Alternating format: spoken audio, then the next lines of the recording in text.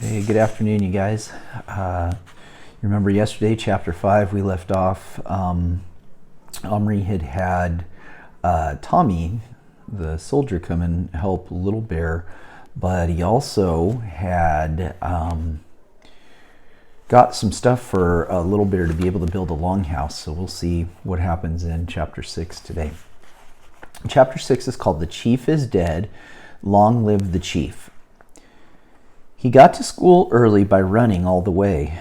The first thing he did was to head to the school library shelves for books on Indians, and to his joy he soon found one under the section labeled Peoples of the World, a book called On the Trail of the Iroquois. He couldn't take it out because there was nobody there to write him down for it, but he sat down then and there on a bench and began to read it.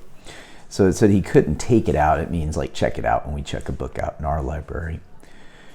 Now, Omri wasn't what you call a great reader. He couldn't get into books somehow unless he knew them already.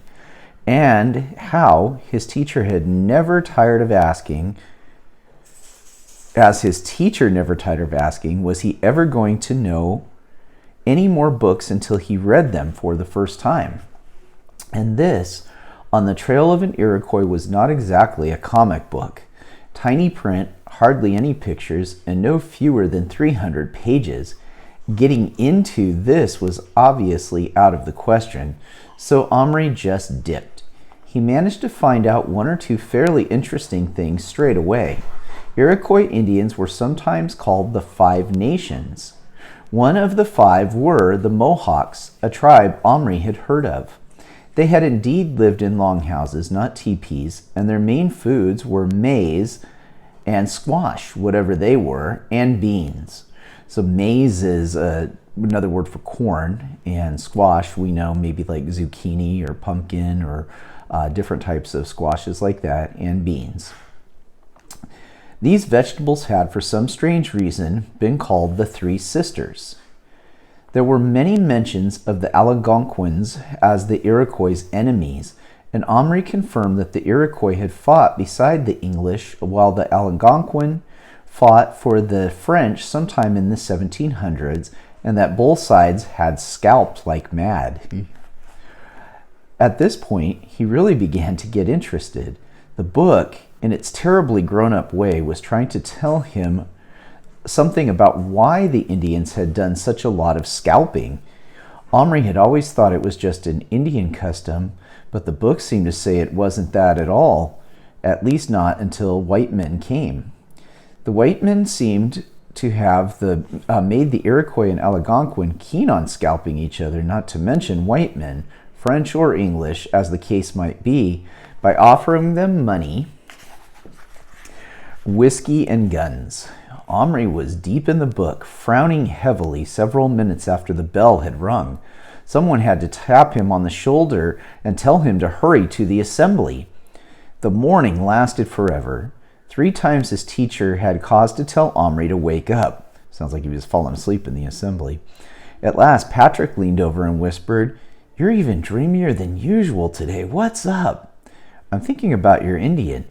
"Listen," hissed Patrick, "I think you're putting me on about that Indian. It was nothing so marvelous. You can buy them for a few pence at Yap's." Yap's was their local news agent and toy shop. So for a few pence, that's kind of the same as some pennies. So that was kind of a interesting word there. It's definitely a British type of money.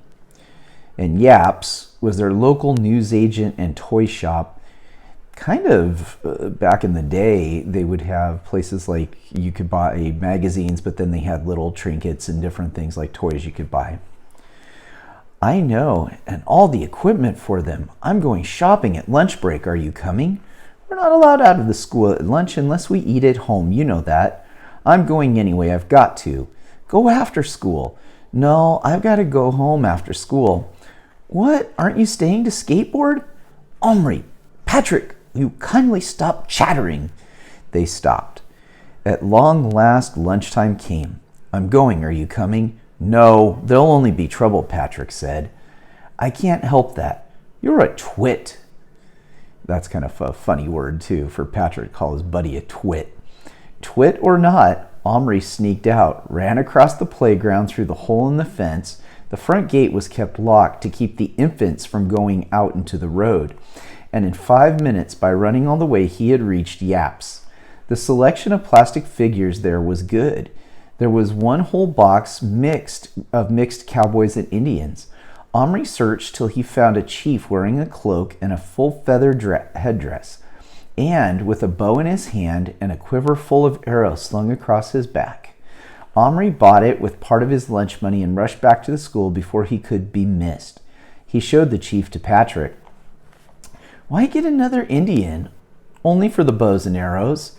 Patrick was now looking at him as if he'd gone completely screwy. In the afternoon, mercifully, they had 2 periods of handicrafts.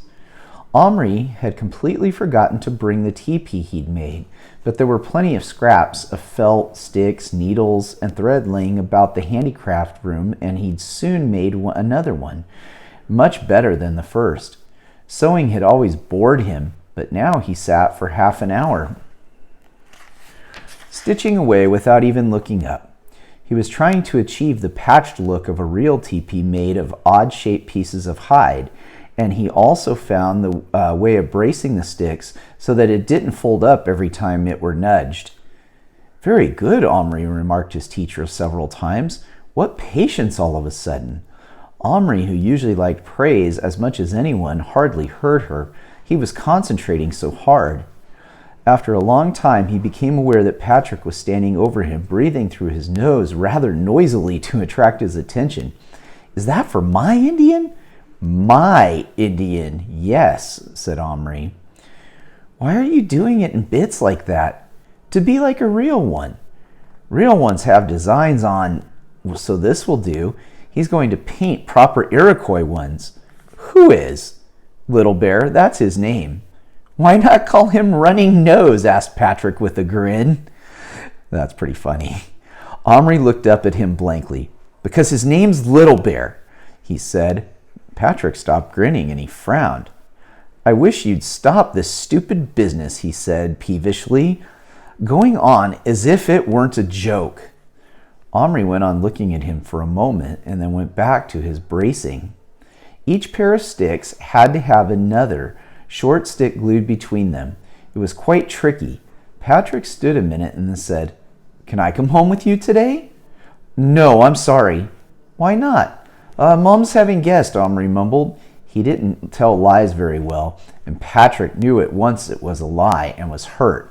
All right then, be like that, he said, and stalked off furiously.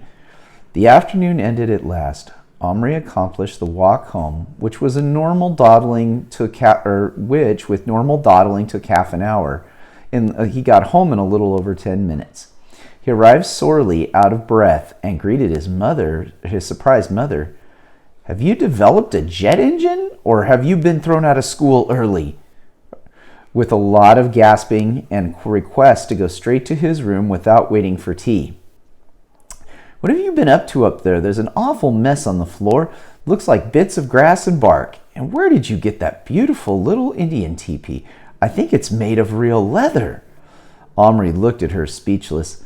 He began at last. Telling lies to Patrick was one thing. Lying to his mother was quite something else. And he never did it unless there was... did I skip a page here? And he never did it unless the emergency was dire. But mercifully, the phone rang just then, so he was spared for the moment. He dashed upstairs. I'll leave off there for today. Tomorrow we'll continue with chapter 6 and see what happens. I'm excited to see. I've read it before, I kind of know, but I'm still excited to see what Little Bear had been working on during the day and kind of get a chance for Omri to see what kind of work he'd done while he was at school. Have a good night. Stay home. Stay safe. Take care of yourselves.